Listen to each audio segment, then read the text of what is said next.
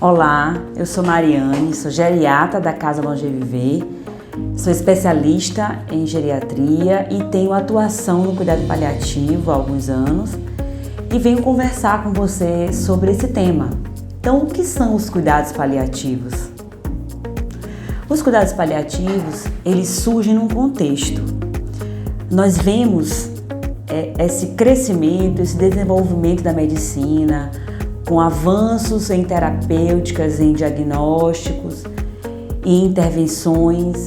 Então, esse desenvolvimento da medicina, associado ao envelhecimento populacional, trouxeram um aumento na expectativa de vida, bem como na permanência das pessoas convivendo com doenças crônicas. Nesse contexto, surge o cuidado paliativo, uma vez que convivemos muito tempo com doenças que ameaçam a vida. O cuidado paliativo, conceitualmente, se trata de uma abordagem interdisciplinar que pretende tanto aliviar, cuidar, quanto prevenir o sofrimento resultante de sintomas físicos, espirituais, psicoemocionais, sociais. Então, ele tem essa visão abrangente da pessoa que está convivendo com uma doença que ameaça a vida. E essa assistência ela é direcionada tanto para pacientes quanto para familiares, cuidadores e entes queridos, todos aqueles que são afetados direta ou indiretamente pela doença. Todo adoecimento é um processo de várias e múltiplas perdas. Muitas vezes a gente experimenta um luto antecipatório. Antes que a pessoa faleça, essas perdas já são vivenciadas pelas pessoas no entorno desse paciente. A gente chama isso de luto. Então, a adaptação, a lida com esses sintomas, a lida com essas mudanças de papéis sociais, ele vai afetar ao longo de anos, de meses, esse indivíduo.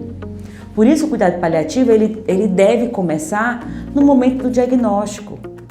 No momento em que aquela doença se manifesta, em que existe a possibilidade da morte, eu preciso usar e fazer valer os princípios do cuidado paliativo. E quais são esses princípios? O primeiro deles a gente pode dizer que é o princípio da autonomia, em que a vontade do paciente, os desejos, os valores, a sua história de vida, ele está no centro desse cuidado. O que o paciente precisa? O que representa para ele um benefício? O que é qualidade de vida para ele? Então, isso tem que estar no centro, porque nós precisamos gerenciar esse tempo. Quanto tempo nós temos? Então, uma das coisas que a gente procura conhecer, ou pensar, ou estimar dentro do cuidado paliativo é o prognóstico. Quanto tempo os dados estatísticos, as experiências nos mostram que eu tenho de vida, para que esse cuidado seja direcionado. Eu não tenho tempo para perder coisas que não são importantes. Então, esse gerenciamento, ele coloca o indivíduo no centro. Eu tenho que controlar muito bem esses sintomas. O que está sendo agora o sintoma mais importante? É a náusea? É a dor? A dor é um sintoma muito marcante no cuidado paliativo, porque muitas doenças cursam com dor. Então, a gente precisa aprender a cuidar da dor, a tratar a dor, tanto com medicamento quanto com abordagens não farmacológicas. Todos os sintomas, náusea, vômito, dor, falta de ar, coceira, tudo que for incômodo, que causar um sofrimento, precisa ser avaliado. Lembrando que os sintomas somáticos, aquilo que a gente percebe como sintoma, ele não tem uma origem só física, biológica, ele tem uma origem psicoemocional. Então, todos esses aspectos psicoemocionais também são avaliados no cuidado paliativo. Porque o sintoma dor, ele pode ter uma origem psicoemocional. Que perda no meu papel social, que problema na minha família está acentuando o meu sintoma de dor. Então, se eu não avalio isso, essa dimensão psicoemocional, eu não vou conseguir aliviar essa dor. Então, o paliativo tem esse olhar. Por isso que ele não é só para quando o paciente está no fim da vida. Porque esse benefício vai ser perdido, né? Eu vou perder tempo e eu vou deixar de oferecer uma assistência antecipadamente. Então, o cuidado paliativo deve ser oferecido antecipadamente, no momento em que essa percepção de que o fim da vida está próximo. Vocês podem perceber que esse cuidado não pode ser só do médico, né? Ele não consegue, tá? Nenhum profissional sozinho, nem o psicólogo sozinho, nem o enfermeiro sozinho vai conseguir oferecer cuidado paliativo. Então, essa equipe precisa ser interdisciplinar, porque são vários olhares para uma situação muito complexa, que é a experiência da vida e da morte. Então, eu não posso responder a essa demanda sozinho. Essa equipe tem que ser interdisciplinar. Essa equipe tem que estar treinada. É preciso estudar, é preciso se preparar.